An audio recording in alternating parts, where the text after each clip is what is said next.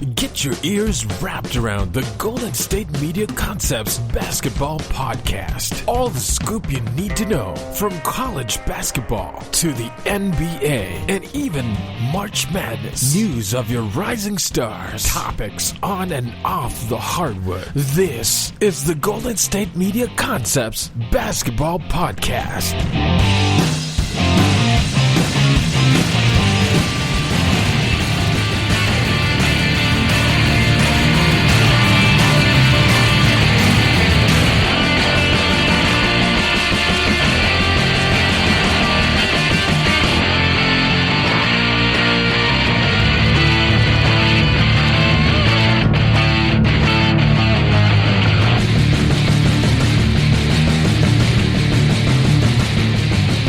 Welcome back to the show, ladies and gentlemen. How are we doing wherever you're listening to me from?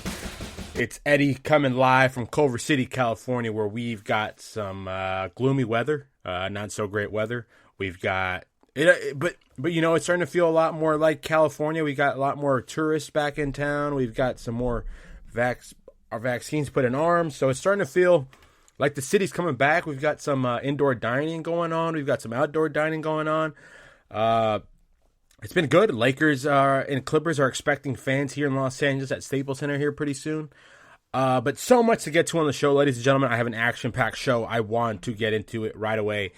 Some of the headlines I have for you guys, though, are Steph Curry breaks the Warriors' all-time record for points. Jamal Murray, unfortunately, tears his ACL. That's a tough one for the Nuggets. Then we have the Lakers beating the Nets this weekend, which... Should I overreact or just, not react? And then the Luka, we've got some Luka drama. I don't know if it's drama. And then I want to talk a little bit about the play-in tournament as well. So much. I have a mock draft for you guys for the NBA draft as well. I got so much to come on the show. But first, I want to dive into the Steph Curry talk. Steph Curry has been... arguably one of the best players in the NBA for about 10 years now. He's had best three-point shooter ever. Changed the game of basketball forever. Teams are building, franchises are building teams around shooting now. It was never a thing. You had shooters. You had like the Reggie Millers of the world, the Kyle Korvers, the Ray Allens. But we never had somebody that just brings this much... Like they bring a whole dimension to the game of basketball. What he's done is absolutely insane. The baby face assassin, Steph Curry, 33 years old now, maybe teaming up with LeBron here pretty soon. Just kidding. We'll see about that. But what he's done for the game of basketball is unbelievable, guys. Like I said, he's changed the game forever. He's brought in avenues for guys that probably wouldn't play in the NBA. He's given them a chance. He's given guys like Trae Young, undersized guys who aren't very good defenders but could shoot it from long range. He's got these guys paid. Joe Harris got paid this offseason. Batan's got paid this offseason. You're seeing a lot of these shooters getting big-time contracts because they could hit a three ball. And obviously that's a huge part of the game. Think about the Houston Rockets. They had a whole strategy of saying, Let's shoot more threes and twos because analytically it's better. The whole franchise changed their view on the game of basketball. And you can all channel this back to Steph Curry. Sometimes you obviously what they did there in the Golden State was a dynasty, adding Kevin Durant after having the best record ever.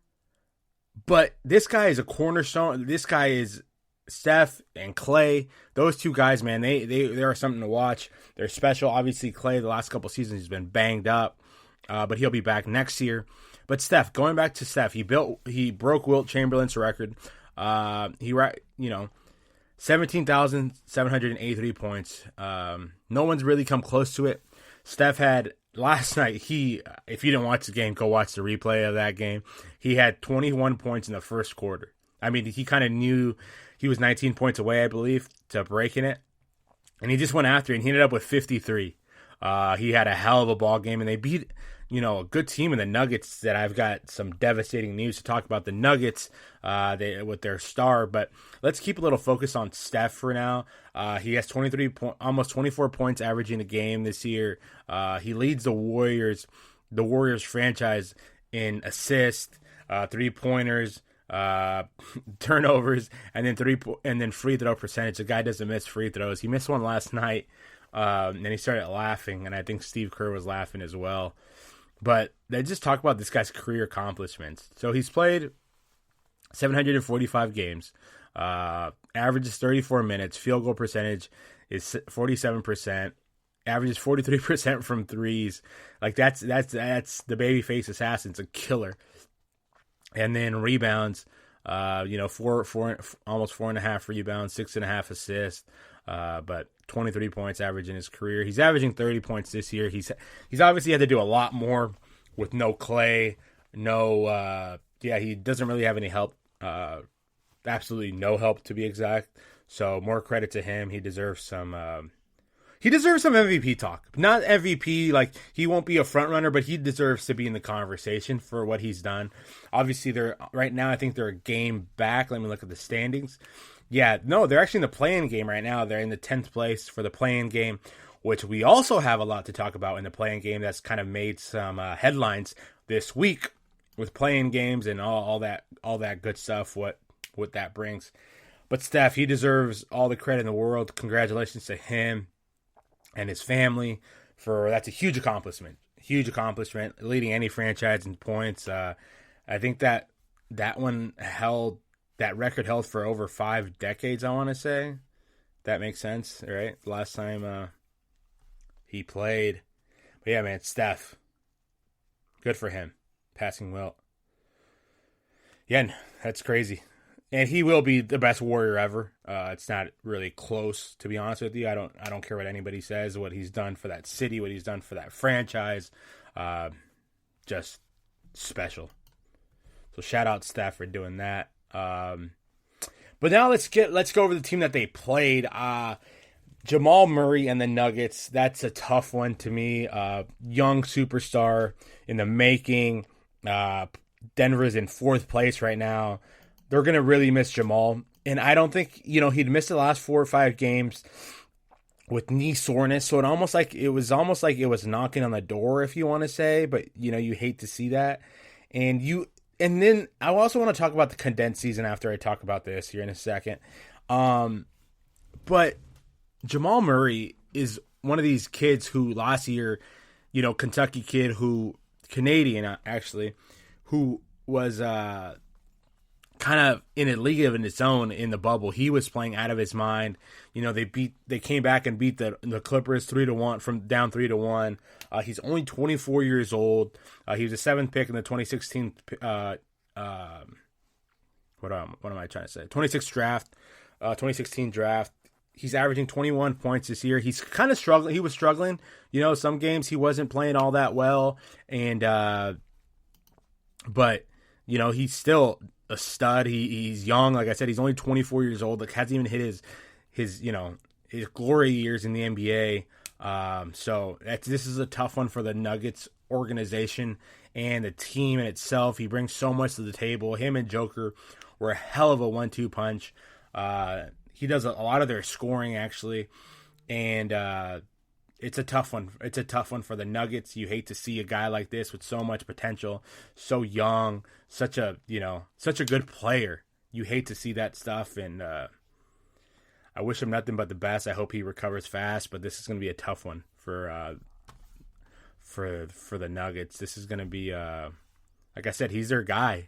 After the Joker, he's their guy. He's their 1-2 punch, and he's at, what did he average? 21 last year in 2020, 2019, 18. He's a scorer, man. He's a baller. Really good basketball player, and unfortunately tears his ACL. So to kind of piggy off of that, you're seeing a lot of these guys kind of say like it's this condensed season. And is it the condensed season? I talked about this earlier. I talked about this on podcasts before. I 100% believe it's the condensed season. There's no and if or buts. We're not seeing injuries like this. Like, obviously, there's injuries in sports. We get that. It's sports, right? But nothing like at this level, at this rate that the NBA is going. And obviously, they're doing it all because of money for TV and stuff like that. And it's unfortunate because it's affecting the product. And it's got to that point where it's really affecting the product, and guys are going to get hurt. Look at LeBron James, Anthony Davis. They had the most shortened off season, and just behind that was the Denver Nuggets because they played in the conference finals. So you've seen guys like Josh Hart tweet out, there's got to be something done because of the season. Mark Cuban came out and said something about it. Luka Doncic has said it. It's just not the. And obviously the NBA doesn't want to be, the bad guy, but I hate to break it to you guys, they were the bad guy in this. I think there should have been a better approach to it. Just too many back-to-backs. The travel. Obviously, they're NBA players. They're getting paid millions of dollars, and I get that. I really do. But you got to understand, at the end of the day, that it's a human body. Like, the human body isn't supposed to. The amount of wear and tear that's put on these guys is absolutely. Think about a guy like Steph, who I just talked about. He's going. He has to play at an elite level every night to give the Warriors a chance to win, because he has no help.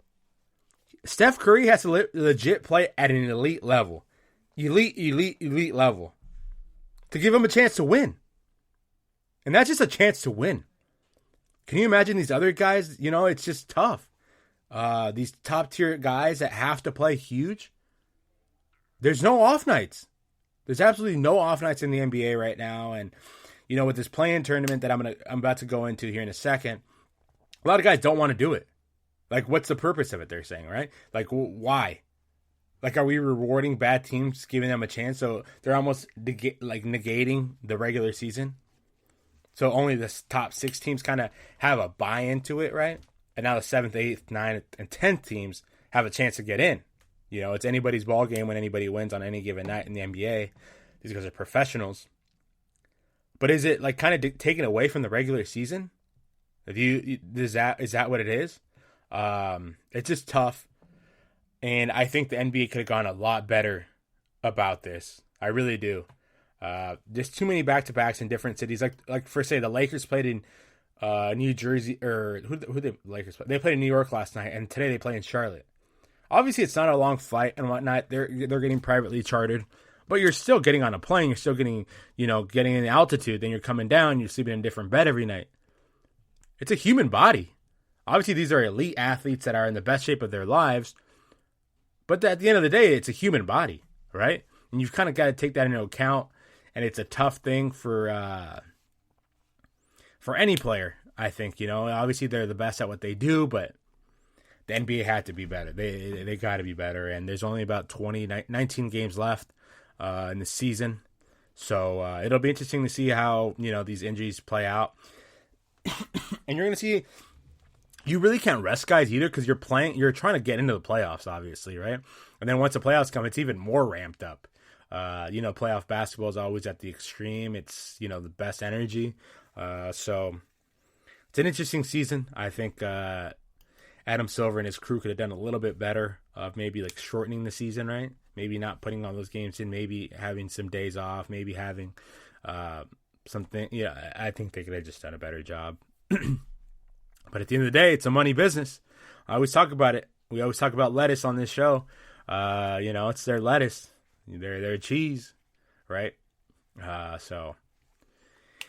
then to catapult off of that, I want to talk about Luka Doncic and Mark Cuban. So Luka said, what's the point of playing this regular season if you're not a top 6 team, and then you have to play in and maybe be upsetted by a team, coming out of nowhere beating you. And then moments later, Mark Cuban came out and defended his guy, said it's an enormous mistake, citing concerns of the NBA compacted season. I get why the NBA is doing it, but if we're going to be creative because of COVID, we should go straight up 1 through 20, let the bottom 4 play in. This is the year particularly to do it, since the 10 games cut from a normal 72 season were in conference. So he's kind of saying what I said, right? Kind of just like the back-to-backs and players getting hurt, and they're playing players are playing more games and more minutes in fewer days. Yeah, I mean, it's just tough, right? No one wants to see guys get hurt. And then he went on to say, I don't get the playing idea. You play 72 games to get into the playoffs, then maybe you lose 2 in a row and you're out of the playoffs. So I don't see the point of that. I do see that. It's kind of like in baseball. They kind of have that like wild card game, and a team that has maybe 10 more losses than you could beat you in one game and you're out. And that's kind of like, the wild card game, and you obviously don't want to be in that game because anybody could win. And I see why. I see why. I really do. And the NBA try to do something like different this year, and you're kind of getting mixed emotions off of it. You're getting like, why are they doing this? Like, does it make sense? Like, what's the huge deal about it? So the way it's going to work is the game one is going to be the 7th place team hosts the 8th place team. The winner gets a 7th seed in the playoffs. Then the second game, the 9th seed and the 10th seed will play. The loser is eliminated and enters the NBA lottery. And then the game 3, the loser of game 1 will host the winner of game 2. This is a little tongue twister. The winner gets the 8th seed and the loser is eliminated and enters the NBA lottery. So basically, the 7th team, the 7 and 8 seed have 2 chances, basically, it looks like. The loser, yeah. So the 7th and 8th seed have 2 chances, and the 9th and 10th seed have 1 chance. So it's going to be interesting to see. Obviously, players don't like it. You play all those games to get in the playoffs, and then you could get beat and just not make it. And what do I think about it? I think in a weird year like this, does it make sense like to change it up a little bit?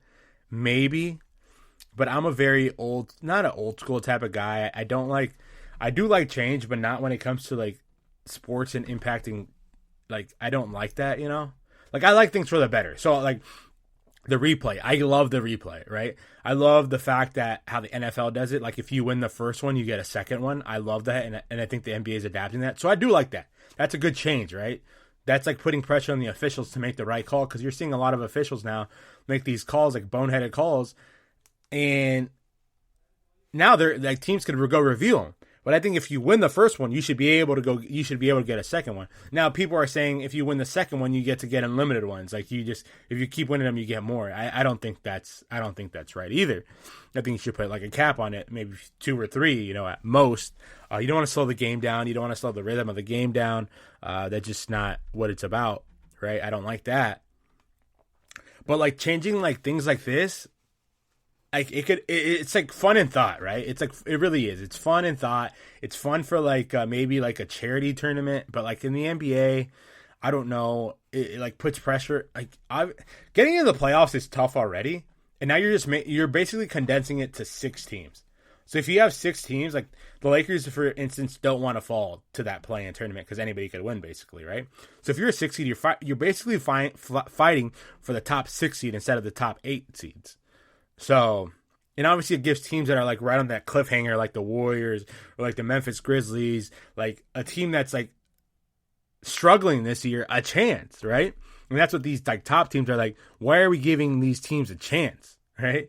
You have teams like that. So right now in the play-in tournament, it's the Dallas Mavericks, Memphis Grizzlies, San Antonio Spurs, and the Warriors.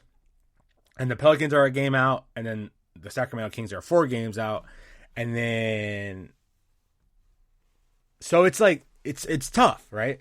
And the Lakers are 33 and 21, and then the 6th place team is the Portland Trailblazers. They're 31 and 22. They're a game and a half back. So if one of those teams falls, they could possibly be, the play-in game. And I think that's what these teams fear of. And obviously the Denver Nuggets losing Jamal Murray is a tough loss for them. And we'll see how that impacts them going forward, because the Nuggets were already a little shaky, as I've talked about on the show before. They've been shaky. They've been really shaky, and we'll see if they could kind of hold on without one of their top dogs. Just because, Joker, and obviously they got Aaron Gordon at the trade deadline, and they have, Michael Jr. So Michael Porter Jr. They're still a good basketball team, but I mean, it's like you take off their main horse, right? I don't see that going too well for them. Personally, I don't think they're going to be able to hold on. Maybe they might fall down in the playing game. We'll see. Joker's MVP status could rise, though. You know, he could go up. He could end up being the top MVP candidate after this. We'll see. This could obviously help him.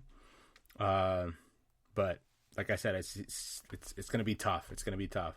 So much playing games, drama, and we'll probably see more. I hope no more guys get hurt, even though, you know, there's still 19 games left, and I don't know how many days.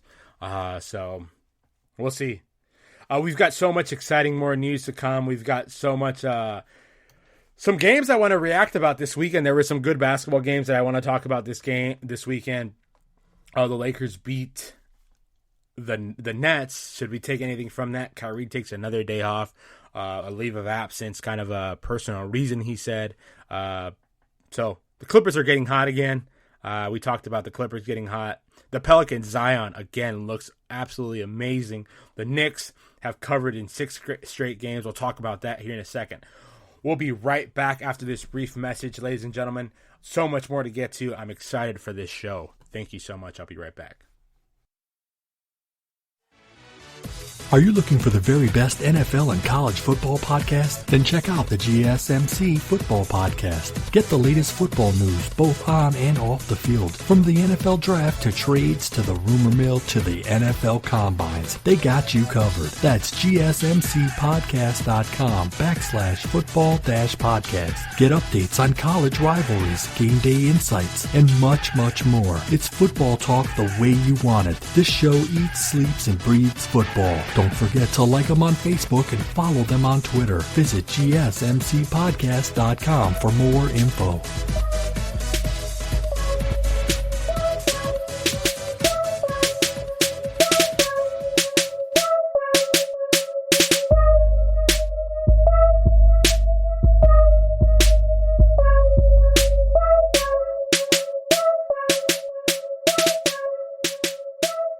Welcome back to the show, ladies and gentlemen, where we talked all the best basketball news. We talked all the headlines. We talked about Steph breaking the record. We talked about Jamal Murray's unfortunate ACL tear. And then we talked a little bit about the play-in game. And I want to get into some other stuff here. I want to talk about the Lakers and Nets. Kyrie taking another absence of leave. And it's the 5th year anniversary of Kobe dropping 60 points in his farewell game. That was an awesome game for everyone to see, but let's dive into this Lakers against the Nets. So obviously it wasn't a huge game. It wasn't a big deal. It really wasn't. But for the Lakers, it's funny. So I talked to a lot of people close to the Lakers, or people that are around the Lakers a bit, and they said, don't be surprised now if the Lakers sneak one out in Brooklyn. I was like, there's no chance they win, no chance. But the Lakers, as of late, defensively, have been absolutely phenomenal. They've been great playing defense. They've been pretty good. Andre Drummond has been nothing but, they haven't had a player like this. Marc Gasol, obviously this is what they wanted from Mark, but Mark really wasn't that for the Lakers, unfortunately. But he's going to play a good role for the Lakers. He's a good veteran. He's going to end up playing his role. But Andre Drummond, 20 points, 11 rebounds, just a monster. And I saw a couple things in this game that kind of opened my eyes a bit for the Nets. Just in the fact that they don't really have a big. Obviously, DeAndre Jordan was a great ball player back in the day. I don't know how much he brings to the table. LaMarcus Aldridge is not a very good defender. Great offensively. He's going to give him great spot minutes. But defending big guys, like I said, they're gonna have to end up defending Joel. I think in the conference finals, and I don't know how they're gonna do that. Joel has been playing really well as of late. He's been tearing it up. Yesterday, he had a hell of a night against the Dallas Mavericks. There's just not much defense you could play on him, really.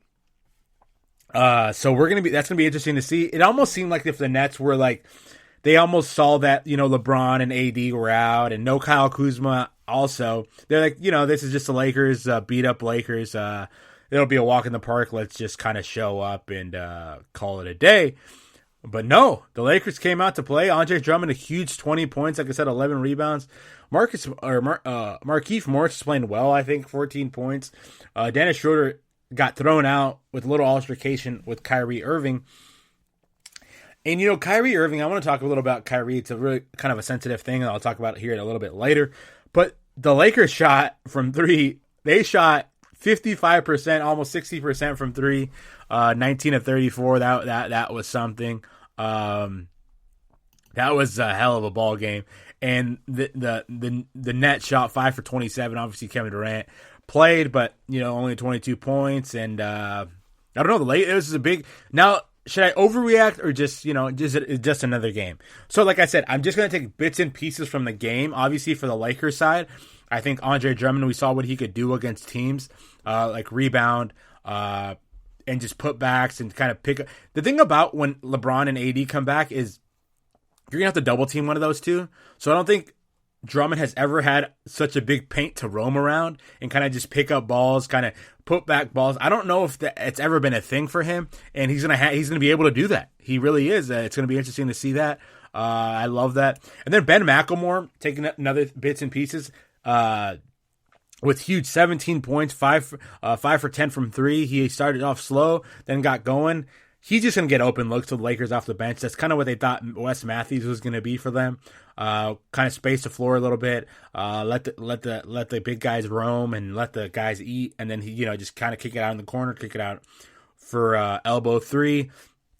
So it's going to be interesting to see how this plays out. Like I said, bits and pieces. Like I said, the Nets didn't really show up to play. I thought they didn't.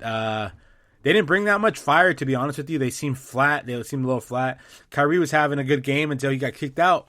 Him and Dennis Schroeder kind of got into it. But I really don't know why they got ejected. They got a technical, and then right after, Kyrie kind of kept going, and they kicked them both out. Dennis Schroeder kind of came out after the game and was like, why did I get kicked out? Right? I don't really have a reason to get kicked out. So that was kind of weird. But the Nets, I think, coming down the stretch, like how are they gonna kind of guard that? How are they gonna guard the big man? I don't know. It's gonna be crazy. I don't know. It's just gonna be. That's all I took from that game is how are they gonna guard the big man, and bits and pieces of the Lakers is they looked good. Their bench is gonna be kind of come into play, and all that good stuff. So. That's what I got out of that game. Kyrie missing today's ball game. They said for personal reasons, and I think he's kind of taken. This weekend, unfortunately, we had another shooting in Minneapolis, and they postponed the game in Minnesota, and I think it's kind of hitting him particularly hard. It's kind of. Obviously for everyone, this is something that has to be done. And like I said, I don't want to get too much into this because but it has to be addressed. Something has to be done. It's not okay. And it's affecting a lot of people and we need change. I agree with that. But it seems like Kyrie's taking it a lot harder than more players. And I respect that. If that's the reason why, I don't know. Every man to himself, but like I said, something has to be done, and it's not okay for what's happening out there in the world right now. We just have to be better people. Let's all get along, right? So let's talk about Kobe's final game. It's crazy to think it's been 5 years of that. I was actually in college. We were watching it with all my buddies. It was I obviously grew up a Laker fan. I'm a Laker fan. And it was cool to see, a childhood hero kind of just have a game the way he had it, kind of going off with 60 points. It was one of those things where sometimes being a Kobe fan was bittersweet. Sometimes he took too many shots. Sometimes he, obviously, I don't like to count people's lettuce, but he took a huge contract at the end of his career. Kind of a thank you contract that kind of might have handcuffed the Lakers a little bit. And that's okay, though. It all comes, it's the Lakers being a good franchise to their guys. The Lakers take care of their guys, but Kobe being Bryant, obviously gone way too soon. He was a guy to me growing up in Los Angeles. Like I said, a lot of bittersweet moments, but he was like a superhero here. He brought my franchise 5 championships, something that I'll never forget.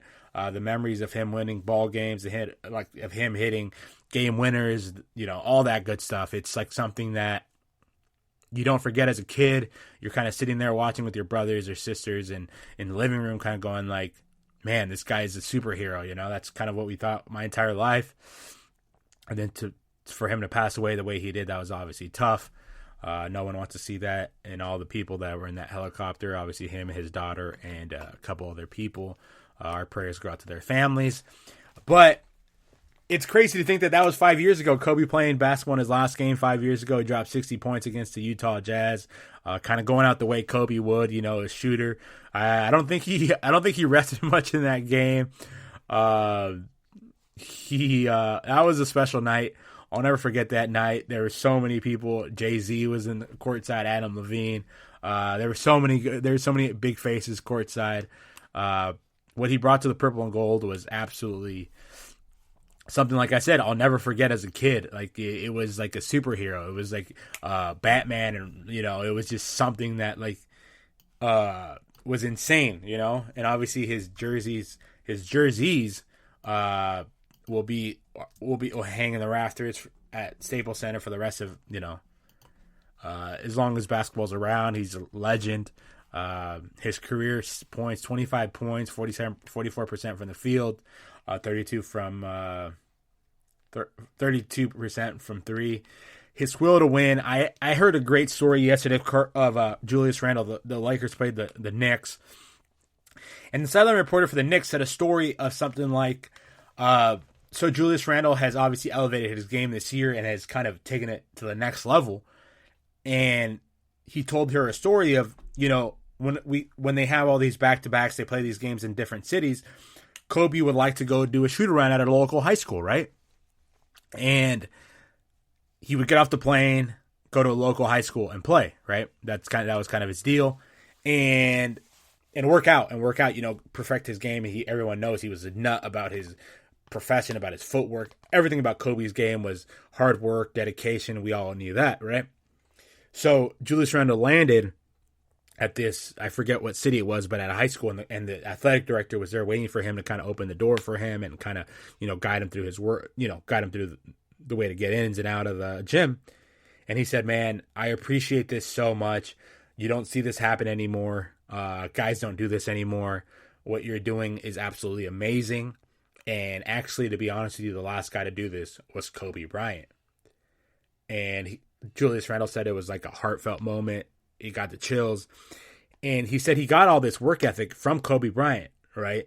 Kobe Bryant, showed him the way of hard work beats talent anytime talent doesn't work hard, right? He taught him hey, footwork. Hey, grind, even when you get off the plane, even though you get off a long road trip, go grind, right? Kobe taught him that. And Julius said he carries that every day. He'll never forget Kobe for that. And he thanks Kobe for all that he did, kind of leading him in the right direction, kind of showing him the ropes, kind of, doing all that good stuff. And Kobe leaves so many memories with so many people, Devin Booker, be legendary, a lot of these guys.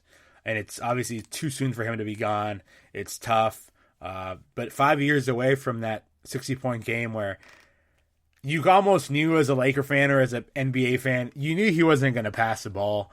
Kind of the way he went out, and it was awesome. They were kind of passing him the ball the entire game. It was awesome to see. And a little side note, I think Kobe has the best basketball ever, the best basketball shoe ever made for basketball players. And I play pickup basketball. I do all this stuff, and you see all the NBA guys, even to this day, wearing Kobe's. I mean, it's like a shoe that's great. He's Italian, so he loved soccer. He loved all the ins and outs of soccer, how the footwork was good. He loved it. Growing up in Italy, that's kind of how he said he gives a lot of his footwork to and all that good stuff. So he decided a shoe that was kind of low to the ground, something like a low top that was kind of like a soccer shoe because of making all these cuts, making all these this for your footwork, all this good stuff. And to this day, you see a lot of these NBA guys, DeMar DeRozan, PJ Tucker, Devin Booker, the list goes on of, guys just wearing Kobe's and kind of, follow in his direction. Like I said, this is obviously just a side note. His basketball shoe, that's just a cherry on top. Great basketball shoe. But Kobe, man, just missed. And 5 years ago, it's crazy. Byron Scott was the coach then. He said, "You got enough juice, man?" There was no way Kobe was coming out of that game. And it was funny. Shaq kind of came up to him at the bench at the end, and obviously they had their differences throughout their careers. But Shaq kind of came up to him and was like, "Hey, I challenge you to get 40." And Kobe kind of just smirked and laughed, right? And Shaq kind of has a funny quote, said, "That son of a gun went for freaking 60, right?" That's kind of the guy Kobe was, right? Growing up in LA, like I said, he was a superhero for every kid here, for even adults, man. And it was awesome to see. We were never really out of games with him. And like I said, I was actually at the last game where he kind of came into Staples Center and they gave him that huge over it. He was actually there with Gigi, which just gives me the chills just talking about it. And they come to the arena. There's a buzz, like everyone goes nuts the second he walks down the floor. He sits in his seats, and then they give him a standing ovation. And then LeBron comes over, gives him a big hug. And, there's this huge misperception of Kobe and LeBron, like, oh, they hated each other. But that was all the media. The media kind of made this buzz around them too, that like they hated each other. But in all reality, they loved each other, right? So him kind of coming to the Lakers was like, he's just trying to take Kobe's spot. And in all reality, they were like, LeBron loved Kobe, Kobe loved LeBron, vice versa, whatever. And it was great to see that, man. They gave a huge hug to each other, and that was kind of the last we saw of Kobe at Staples Center. And fortunately, I was there. That was awesome to see. But Kobe, man, 5 championships, Lower Merion High School. I could do a whole podcast show just on Kobe's accomplishments, what he's done. Man, special. One of the all-time greats. One of the only players to play all his NBA seasons with the Lakers. Now that's crazy. You don't see that much anymore. Man, it's crazy. 1,346 games, averaged 25 points a game, 5 rebounds, 4 assists. Oh man, he's special. Special, man. Lower Merion High School, no one will forget. Black Mamba, Vino, played through injuries. That's one thing that you can never knock Kobe for. He left his heart on the table for the team, for the city. The guy played hard, man. Never took a night. It really took a lot for him to take the night off. He never wanted a night off. That was kind of what he was about, right? How many All-Stars did he have, man? Oh, wow. So many All-Stars. 1, 2, 3, 4, 7, 8, 9, 10, 11, 12, 13, 14, 15, 16. That's crazy. It's crazy to see that. 15 All-Star games. Wow. Just playoffs. Playoff Kobe was unbelievable, man. Unbelievable. Wait, did he average 52 minutes? Am I seeing this right? Did he average 52? No, there's no way, right? There's not even... Yeah, no way. That's crazy. Yeah, no, that's not right. Yeah, but that's crazy. He played in so many meaningful games. Obviously, 5 championships. He looked up to Michael Jordan and all that good stuff. But let's get into some scores from last night, and obviously I'll start this, and then I'll get into the. Oh, let's look at standings first. And then the play-in games. So the standings, we've got the 76ers still up top, Brooklyn Nets, Milwaukee Bucks, Atlanta Hawks, Miami, Charlotte is in the 6th seed now. Boston has fallen into that play-in game with New York, Indiana, and Chicago. So if the playoffs ended today, it would be Celtics Knicks in a play-in game. That would be a phenomenal game. And then Pacers against Bulls. Another, Toronto's kind of on the outside looking in, and so is Washington. Washington's right there, guys. Washington beat the Utah Jazz last night, and Russell Westbrook was absolutely phenomenal in that game. Russell Westbrook, guys, is playing at an elite level right now. The thing about the Wizards is they beat good teams, but they lose against bad teams. It almost doesn't make sense. They get up for these big games, I guess, but they can't get up for these smaller games. Russell Westbrook gets quietly averaging a triple-double. He deserves a lot of credit for what he's done this year. Kind of, obviously, they're not a very good record, 20-33. But, you know, they still deserve a lot of credit. Look out for the Wizards. But how awesome would that playing game be with the Boston Celtics and the New York Knicks? I'd love to see that game. And then in the West, we have the Utah Jazz, Phoenix Suns, only game and a half back. I told you guys, look out for the Suns. Clippers are right there, 3.5 games back. Then the Nuggets, who obviously, like I said earlier, Jamal Murray went out. Los Angeles Lakers at 5, and the Portland Trailblazers at 6. They're still a game and a half. Dallas Mavericks trying to get into that 6th spot. They got to get going fast. Memphis Grizzlies, they're going to be a dangerous team. You don't want to play them. San Antonio Spurs against the Warriors. The Pelicans looking on the outside in at only a game back, and then the Sacramento Kings 4 games back from that 10 seed.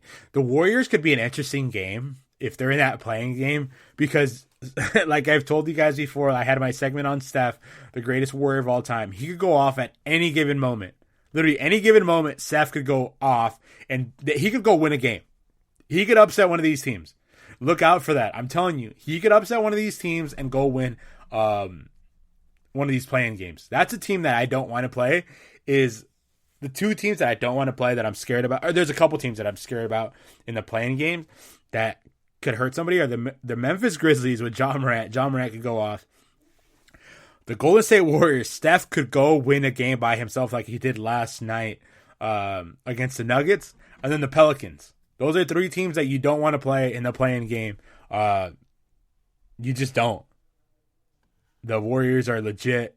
Steph is legit. Don't want to play him. And then Zion and the Pelicans. And then the East, you don't want to play. Like, you don't want to play the Knicks in a playing game. You don't want to play the Wizards. The Wizards find a way in. Those are tough teams, you guys. Those are tough outs.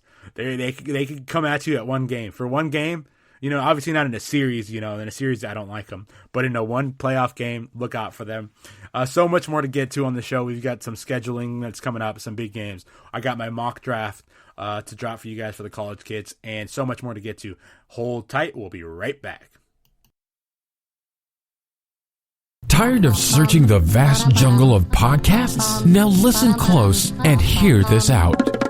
There's a podcast network that covers just about everything that you've been searching. Hey! The Golden State Media Concepts Podcast Network is here. Nothing less than a podcast bliss with endless hours of podcast coverage. From news, sports, music, fashion, cooking, entertainment, fantasy, football, and so much more. So stop lurking around and go straight out to the Golden State Media Concepts Podcast Network. Guaranteed to fill that podcast itch. Whatever it may be. Visit us at www.gsmcpodcast.com. Follow us on Facebook and Twitter, and download us on iTunes, SoundCloud, and Google Play.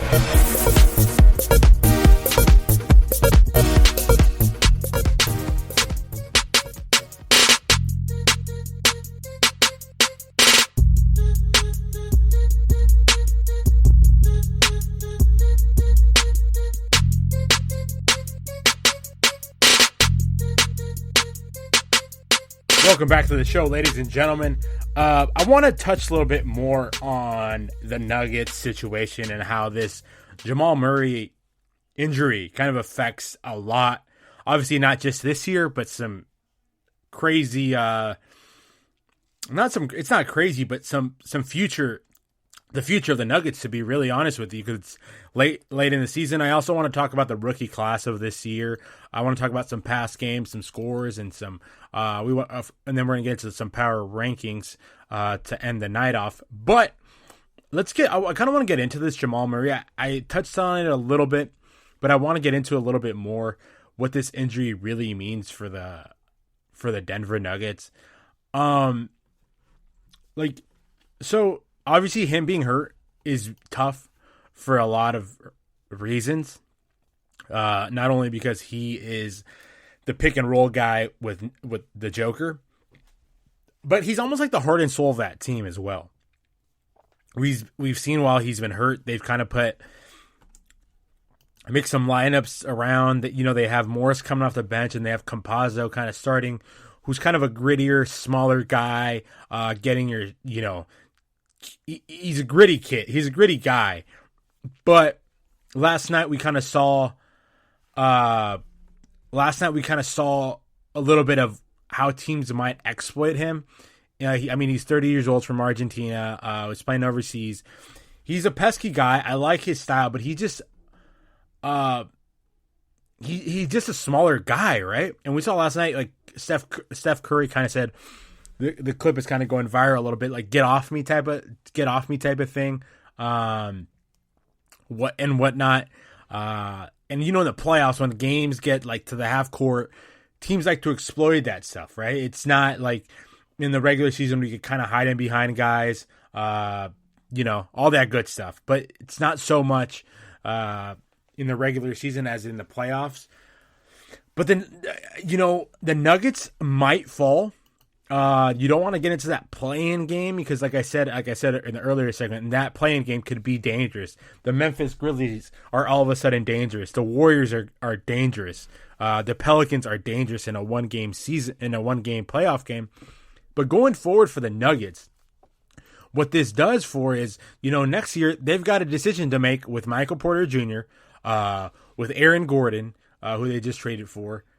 They've got some serious decisions to make because, like, are you going to pay Aaron Gordon? Is this going to work out? This was kind of the season, and next year was kind of the season to figure out, like, is this what we want long term, right? Like, is this something that we could build around? This is something we could play with, right? And obviously Jamal Murray is still young; he's 24, but this ACL tear is like almost like it's a year-long process, right? So he might not be back till maybe All-Star break next year, right? I'm thinking. Because if you think about it, you do the math, what are we in April, March, April, May, June, July, August, September, October, November, December. So like 10 months maybe, usually 10, 11 months. So maybe December next year, January next year, if they're healthy, maybe after the All-Star break. So it's going to be interesting to see how the Nuggets could kind of find, like, how they could find scoring, if that makes sense, because they're going to need to find scoring. Like, Morris is going to have to step up. Barton is going to have to step up. They're just going to need a guy to play huge minutes, or not even huge minutes. But what I mean huge minutes is kind of like bigger roles, right? Step into bigger roles. Aaron Gordon, right, is going to have to play a lot better. He's going to have to, be the kid, right? He's going to have to be that what he kind of was, kind of what he was for Orlando Magic for a little bit. He's going to have to carry the team a little bit. That pick and roll with Joker, is Morris can be able to run that with him. There's so many things that, kind of do that. And there's times where, coming into the playoffs, a huge reason why they won last year, I mean, in the bubble, I don't want to say the biggest reason, but probably the biggest reason was Jamal Murray, being absolutely insane in that bubble, right? Giving the Clippers fits, giving the Lakers fits. I mean, they were a tough team out. They're the team that could play in the half court with that pick and roll with Joker and Murray. And obviously Joker's going to have to take, obviously he's the MVP front runner, and he's going to have to take a bigger role, obviously. We all know that. But he's going to have to, the thing about the Joker is so he didn't have to play that. I mean, he did have to play huge, right? Huge minutes. But he could kind of rely on the fact that, like, him and Murray could kind of go back and forth with each other. Like, he could play huge, and then Murray, he knows he could rely on Murray to play huge. And that's kind of the bummer with this whole situation is now Joker's going to have to put his foot on the gas for the entire game, and he's already plays massive minutes. Like, if you look at his minutes, they're huge. He plays a lot. And that's obviously going to hurt them. I hate for it to sound this bad, but, you hate for a young guy like that, Obviously he had missed a couple games already with that injury, with like a sore knee, and obviously we didn't want it to escalate the way it did, but unfortunately it did. It's just tough, right? It's tough for a guy like that, a young guy, and moving forward for the Nuggets, it's going to be interesting. It's like I said, it's going to be interesting to see how they do it with the minutes, right? Looking at their roster here, Campazzo, yeah, he's going to have to play a lot better. PJ Dozier might have to step into a bigger role. Let's see. Monte Morris is going to have to play a lot bigger role. I guess the Zeke Naji kid is just waiting for minutes, so that could be interesting to see. Is this Marcus Howard kid from Marquette? Yeah. So he's a little bit smaller. He's 5'10". He's only average 1 point per game. But the kid could score. Maybe they give him a shot. Maybe they give him a role, right? Jermichael Green, they just have to find minutes. Bull, maybe. I'm looking at the roster here. It's just, man, that's a tough loss. Jamal Murray, that's their guy, man. And, I feel for it. I really do feel. I like the Nuggets. And you feel for such a young player like that. But he'll bounce back. I'm not worried about him. He's going to bounce back, be good. But it's just a matter of how the Nuggets bounce back, right? I'm hoping he bounce back better. JaVale, they picked up JaVale last year. So, yeah, that's going to be tough for them, though. Now let's go over this rookie class. I kind of want to talk about this rookie class. You guys have heard me talk about the door opening up for Anthony Edwards, right? But Anthony Edwards has been so inconsistent, guys, for me. And I said, oh man, maybe he'll surprise some people. But the MVP, that Rookie of the Year thing, is just almost getting cemented by the day. LaMelo is special. I'm currently watching the Charlotte Hornets against the Lakers, and it's evident that we see that LaMelo is the guy of the draft, the kid of the draft. Obviously, there's some kids in this draft, and I'm going to go over them. Some names that I see. And I'm looking over the names, and it's like, man, were any of these guys? That the kid from Sacramento, obviously, is another kid that could fill it up and score. He's a kid that, maybe had a better chance to win, not Rookie of the Year, but he made an impact, right? He's a good kid. He's a good shooter. Kind of fits the NBA game, right? And we're starting to see like a little bit of the like the T-Wolves, obviously Anthony Edwards. So kind of the drift on this rookie season, or this rookie class, was like LaMelo Ball. Like, do we trust him overseas? Do we trust what he's about? Do we trust his dad? Do we trust all this other stuff, right? And that was kind of a big knock. We wondered if we could trust that. That's a big thing, right? Trust, like, is there enough track record that family, the brother, the dad, whatnot, they're too much of. But LaMelo Ball is almost, I don't want to say the polar opposite, but he is almost the opposite of what we think the Ball family really is. Because the kid just almost seems to like love to play. You see him not playing on the sideline now, and he's like itching to get in. The kid wants to get in. He wants to play. And obviously the Warriors, can you imagine the LaMelo Ball with the Warriors? Think about how much fun that would be. Like, Steph Curry would not have to have all that pressure on him. He would finally have some help. Obviously, with Clay coming back next year, that would be a fun team to watch. And can you imagine how much better he would make them? Clay or Steph playing off the ball, could play on the ball when he wants to, because both of these guys could play obviously on the ball. James Wiseman, obviously, I'm not quitting on him. I'm not. But the development of a big guy in the NBA takes a little bit longer than a guard. You understand? Just because of the style of play, right? The NBA, James Wiseman, I think he played a handful of games at Memphis. Didn't play too many games.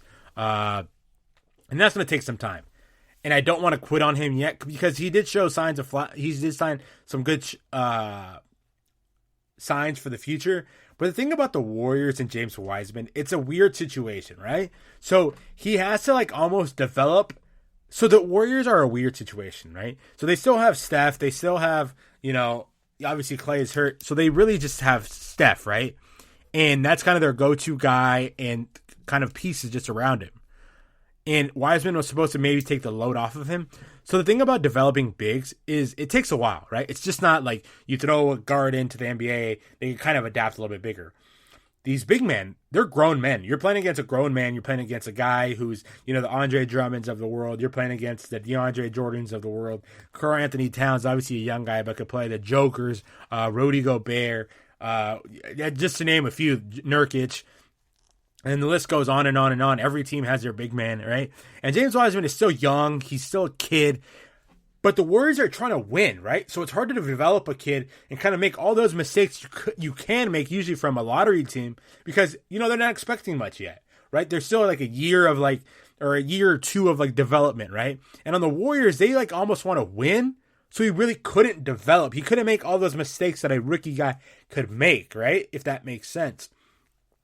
And that's where I kind of saw sometimes Wiseman kind of being a little frustrated or, the teammates being a little frustrated in him. You saw Draymond a couple times, come up to him and tell him, everything's going to be all right, kind of coaching him up. But the kid has to kind of go through his own growing pains, right? You kind of figure things out as you go. You don't just, figure it out all of a sudden, right? It's kind of you have to do the things to kind of grow through it. And I think Wiseman is he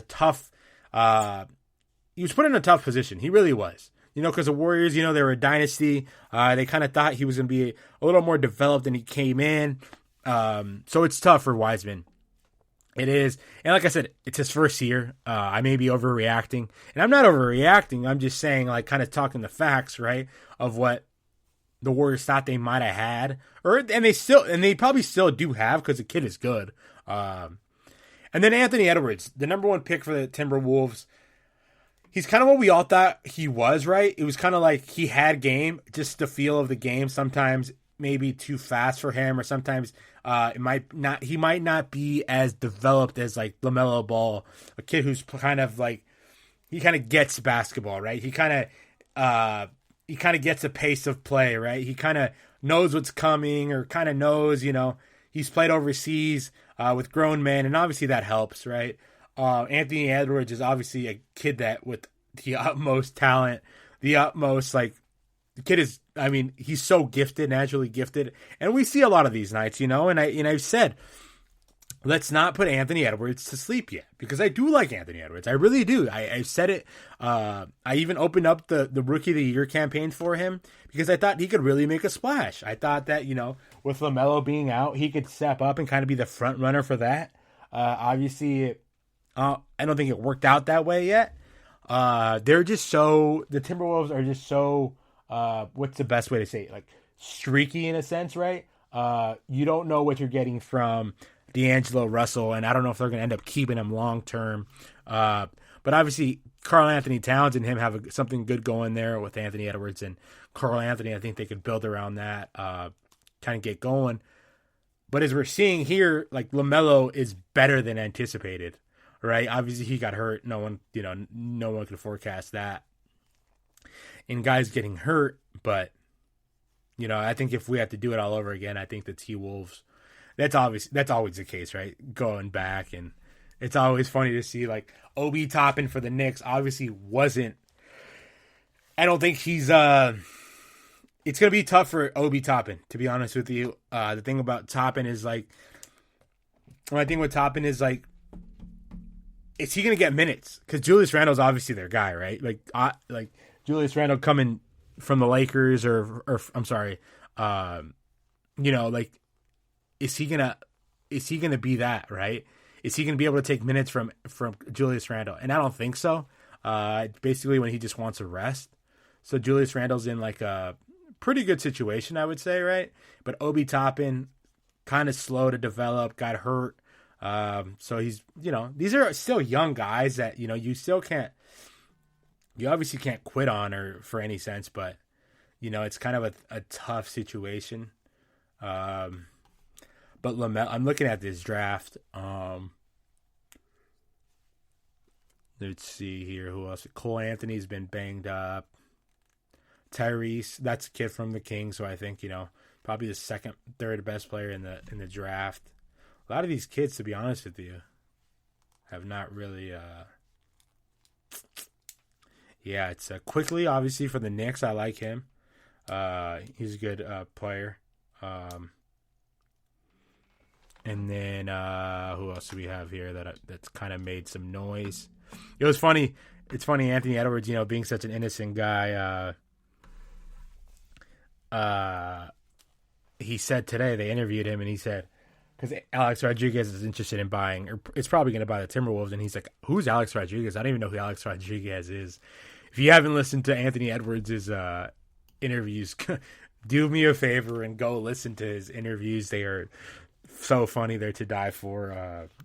The kid needs his own show. He's just a funny kid, innocent, kind of just going about his business, And but let's get into this. So I also talked a little bit about injuries, and that's another thing I want to talk about. So there was an interesting article I just read. They're saying that the amount of games being played isn't affecting the injuries. And I beg to differ on that. I talked to you guys. I gave you guys my reasons. Back-to-backs, flights, different hotels, different rooms. And with all the closure, there was a lot of stuff going on with the Miami Heat. They were canceling games and whatnot. And there's a new thing that just came out this week that says, what is this? What does it say here? The Miami Heat are going to play. Let me see. Oh, here it is. Due to a cancellation in the first half of the season, the Miami Heat have 8 games scheduled in the next 12 days.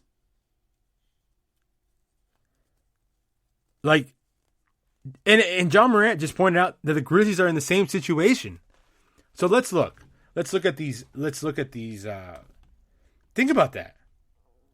Even in obviously they're playing basketball, and obviously they're playing the hell. I mean, they're getting paid. Like I said, they're making millions of dollars, but still. So Miami played Portland, which is a tough game, April 11th. April 13th, they play the Phoenix Suns, second place in the West. April in Phoenix. Next day, they fly to Denver. They play Denver, who's obviously without Jamal Murray, but 4th place in the West. Then they go to Minneapolis 2 days later. Play the Minnesota Timberwolves. Obviously, not the hardest game, right? 2 days later, the 18th, they play Brooklyn at home. The next day, they play Houston at home. 2 days later, they're on the road against Sacramento. 2 days later, they're on the road at Atlanta. The day after, they're back at home against Chicago. 2 days later, they're at home against Chicago. So think about that. Let's just look at that, right?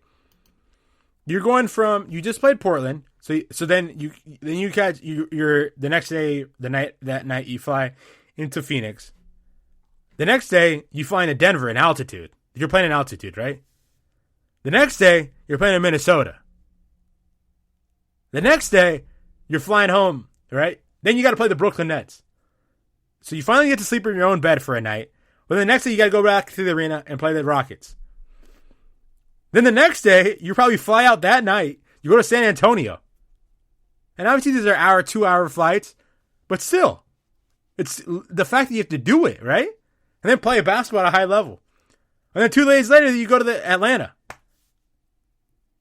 And then the day after, you come home. Think about that. The time zones, your body. You guys ever been on a trip and then the next day you're just like, oh my, I need a vacation from my vacation. Now think about playing a basketball game. I'll get a little more into this in the next segment. We'll be right back. Hold on tight. This is your ultimate stop for everything sports. The Golden State Media Concepts Sports Podcast. Should I say more? From the NFL, MLB, the NBA to MMA, it's all in here. The Golden State Media Concepts Sports Podcast. Listen now.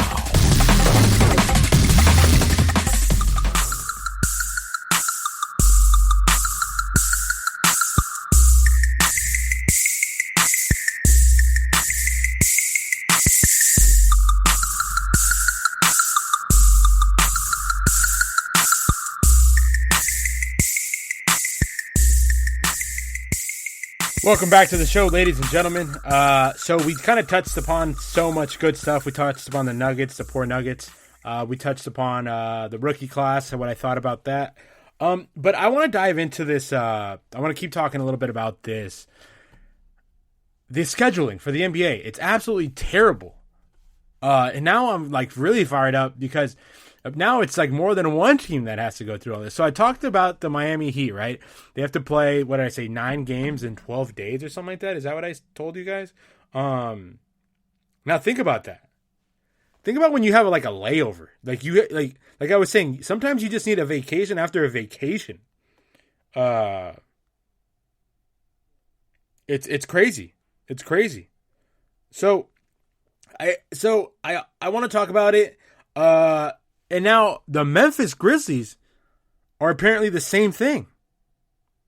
So now let's go over to the Memphis Grizzlies schedule, because that's what I want to see next. Because I didn't know about all this crazy stuff, but I guess Jamal Murray came to the rescue to let us all know.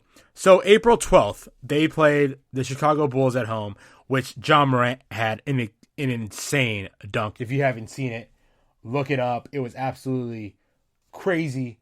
Look it up. The guy has his own flight. It's nuts. So then they play 2 days later. They play the Dallas Mavericks at home. Okay, that's not bad. Then they fly to Chicago 2 days later. The next day they fly to Milwaukee, and they play arguably one of the best teams in the league. Then 2 days later they fly to Denver, play another top team. Then fly to LA, play the Clippers. Then they fly to Portland. The next day, 2 days later. And they play the Portland twice, so they'll get a nice little break there. You know, they play Portland on the 23rd and then the 25th. You know, they have a day off the 24th, and they play them on the 25th. And then the 26th, they play against Denver, at Denver. And then they come home the 28th and play against Portland. So, like, if you don't think guys are going to get injured through these stretches, like, that's crazy. No one, I mean, that's a long business trip. That's a long whatever you want to call it. I know you guys are going to tell me any of these guys are professional athletes. They should be able to do this. But no. That's an insane amount of travel and then playing at a high level, at the level these guys play at. It's absolutely insane. Say what you want. These guys are, they're paid well. They're, this and that. But man, does the NBA need that much money that they need to do this? Like obviously TV money's great, and I'm not like you guys know my rule. I don't count anybody's lettuce. I don't, but man, whoever's doing the scheduling, man, I don't know, because they could have cut some games out. I feel like I really do think they could have cut some games out. Let's go into this week's. Let's talk about some past games. Because we haven't really talked about that. There were some good ball games this week. There really was. What do we have here? So, obviously the Lakers played on Thursday night or Saturday night against they played Saturday night against the Nets. They won that game, 126-101. I'm just going to highlight kind of the bigger games that we saw over the weekend and the week. There's some games obviously going on right now. So Saturday we saw the Lakers and the Warriors beat the Rockets. Obviously that wasn't a very good game. Jazz beat the Kings.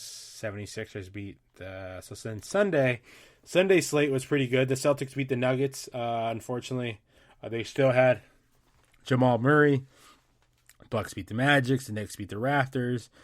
Spurs beat the Mavericks. The Mavericks are kind of falling off here. I think they've lost 4 straight, I want to say. They haven't been doing too hot. That's a team that I thought was going to get hot. Luka was finally getting back in his shape. He was finally playing better. Yeah, I thought they were going to be a lot better. The Heat beat the Trailblazers. The Trailblazers, man, they've got to find something fast. I don't know. They've got all their guys are back. I don't know. Can't make too many more excuses for them. Yesterday, the Knicks beat the Lakers pretty handily. Julius Randle, and I'm hearing that Dennis Schroeder, the Knicks might be plotting for Dennis Schroeder. They might pay him a lot of money, Dennis the Menace. Obviously, he said no to the Lakers' big contract. So, look for that. He could fit in really well. He could kind of fit in anywhere. The guy plays really well. I like his game, and like I said, he fits anywhere. Then we have the 76ers beat the Mavericks, where they just had no answer. Absolutely no answer for Joel. 36-7-2, had his way. No one, I mean, he just had his way with anybody. No way to put that. He played so good. I don't know. The Spurs beat the Magic pretty handily. Obviously, we know that. And that's what I've said about the 76ers, going back to the 76ers.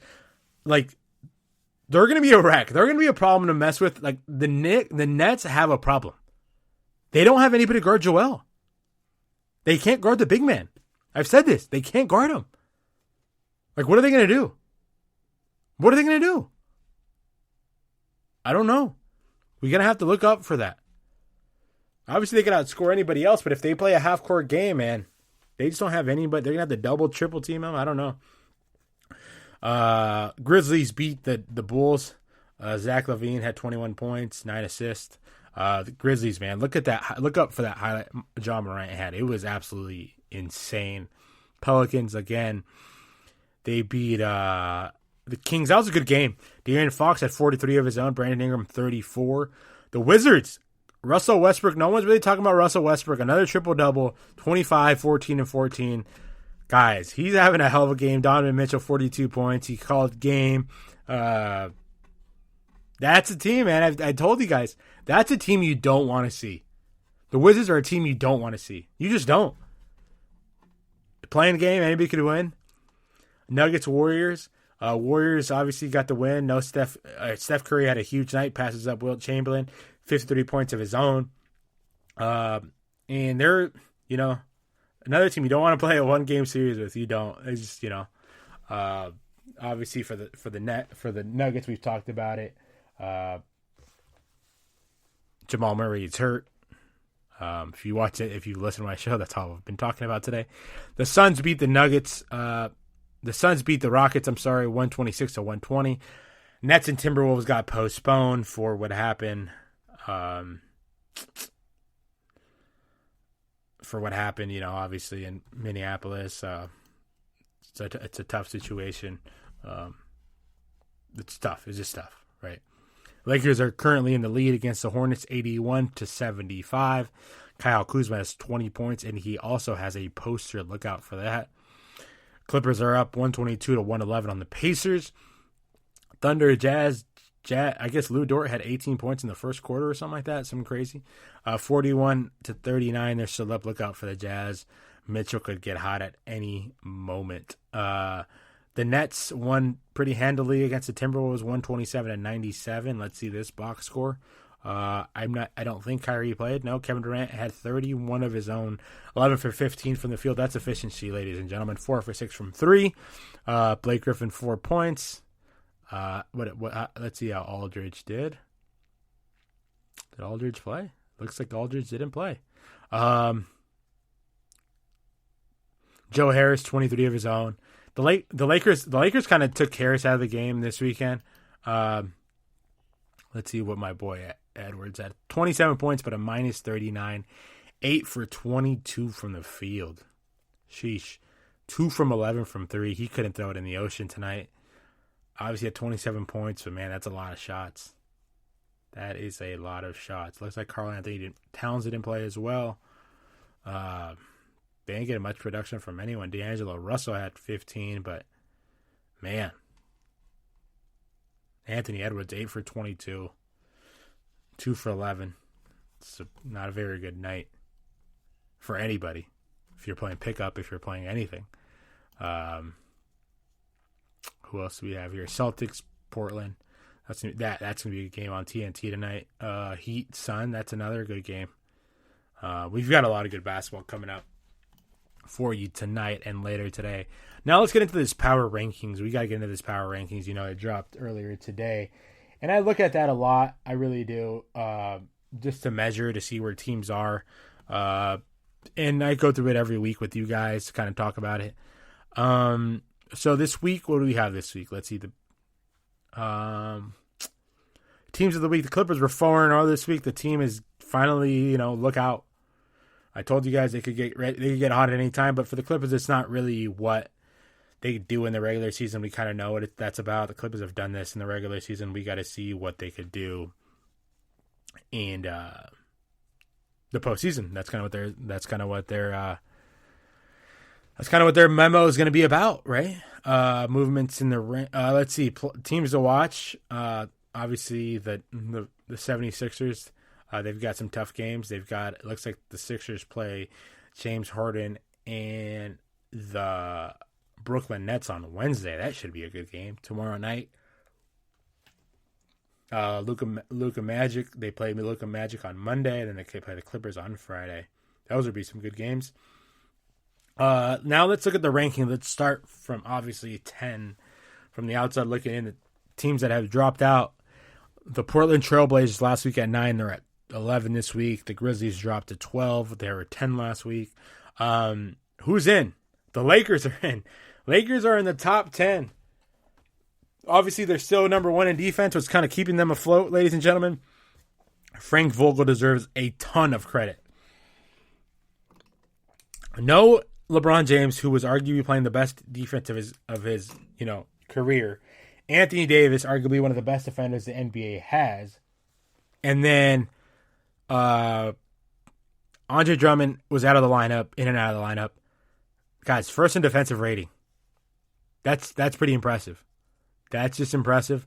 Offensive rating is obviously 19th. They don't have their top three. They didn't have Kuzma was out for a little bit too, so they didn't have their top three scorers.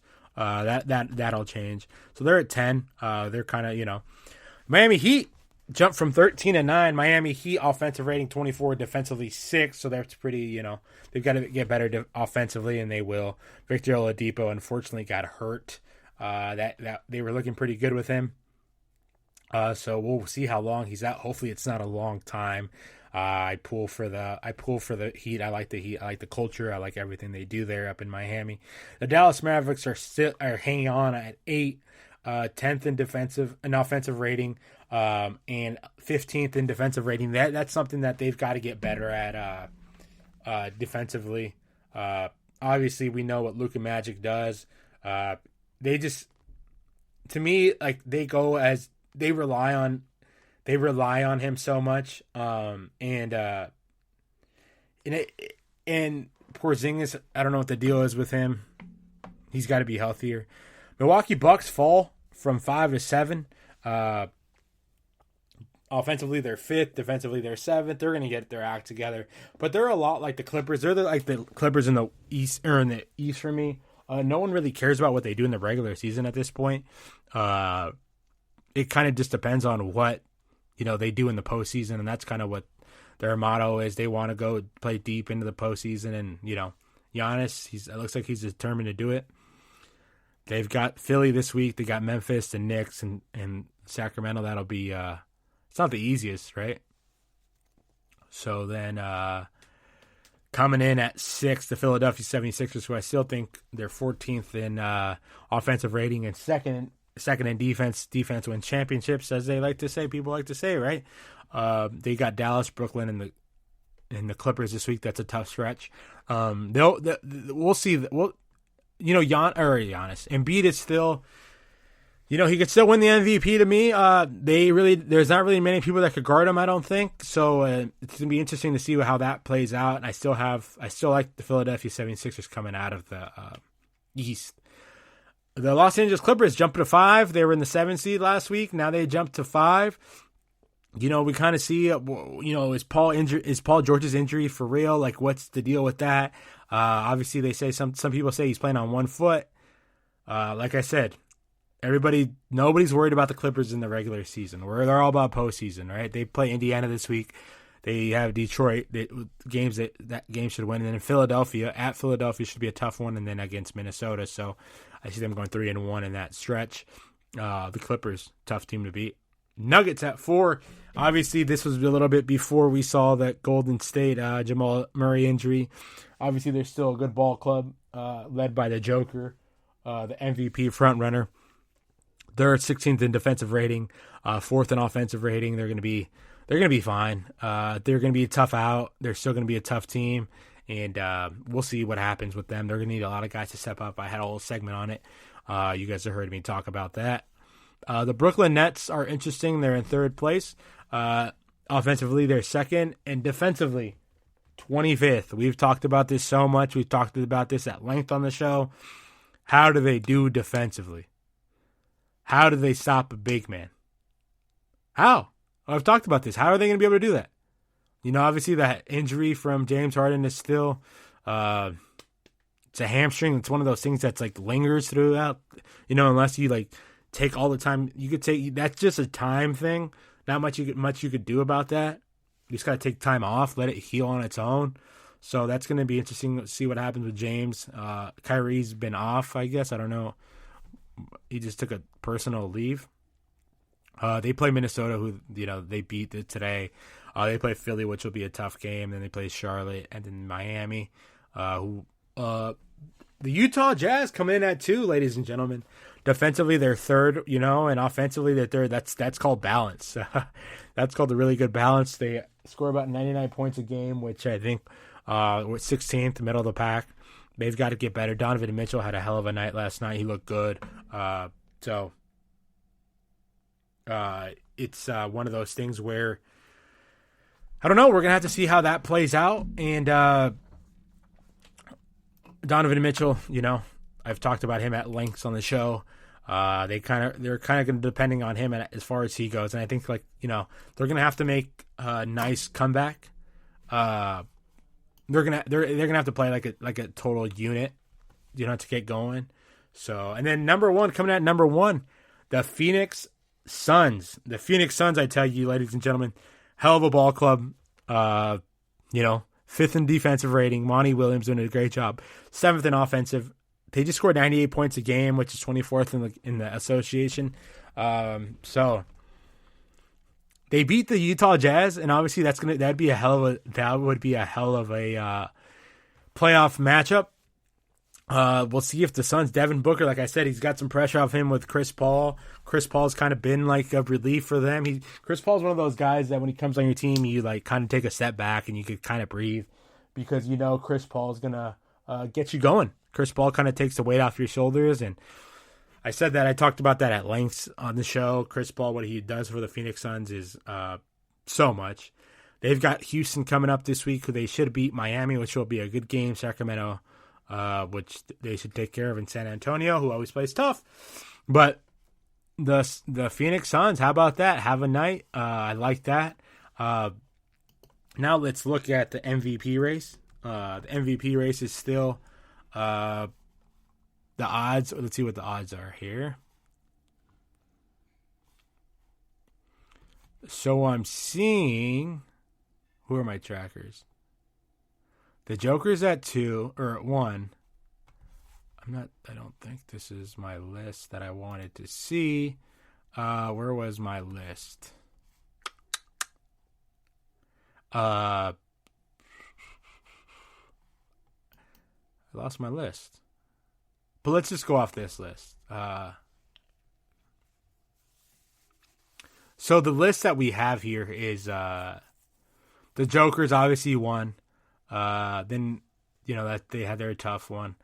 So he's going to have to play huge. I think the Joker is kind of in the driver's seat. He could obviously go out and win it. No Jamal Murray, no help, you could say. So he could go out and clinch it on his own, kind of do his thing, carry the Denver to the, you know, as far as, you know, they'll go and kind of win it on his own. Then they got Giannis at 2. Giannis has had quietly an amazing season. Kawhi Leonard jumped to 3. I'm not sure if this is the list I was looking at. Dame Lillard at 4 and Joel at 5. I'm not sure if that's a list I was looking at, but I do like that list, actually. I do like Lillard at 4, but he's got to be better. They've got to win more games because, you know, they could fall into that playing game. Kawhi's playing great. No one's really talking about the Clippers as much as they should. And they're the Clippers and the Bucks to me are a lot alike. They've proved so much in the regular season, right? With Giannis and Kawhi and Middleton and Paul George, but they just got to get going in the playoffs. You know, this is kind of like they don't really care. They still have to care obviously for the regular season, but they're gonna all all the people are worried about with them is playoffs and see how they turn out. Such a great show to have you guys here today, guys. Thank you so much for coming on the show. Thank you for listening to me. Eddie is out. We'll be back next week with some more shows. Thank you so much. Have a great rest of your day. You've been listening to the Golden State Media Concepts Basketball Podcast, part of the Golden State Media Concepts Podcast Network. You can find this show and others like it at www.gsmcpodcast.com. Download our podcast on iTunes, Stitcher, SoundCloud, and Google Play. Just type in GSMC to find all the shows from the Golden State Media Concepts Podcast Network. From movies to music, from sports to entertainment, and even weird news. You can also follow us on Twitter and on Facebook. Thank you, and we hope you have enjoyed today's program.